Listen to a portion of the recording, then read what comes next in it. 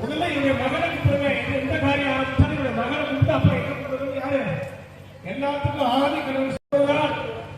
வாழ்க்கையில் மிகப்பெரிய ஒரு இருப்பு இறைவன் கொடுப்பார். இருப்பு நல்ல எண்ணங்களை ஒருபுறம் பொருளாதார உங்கள் எண்ணம் பேச்சுடைய இடப்பெயர் நடந்து கொண்டிருக்கிறது.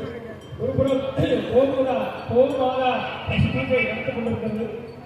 இந்த கோமாதா பசுபூஜை கணக்கு மிகப்பெரிய யாகத்தை வச்சு அதுக்கு பூஜை செய்து அதை வழிபாடு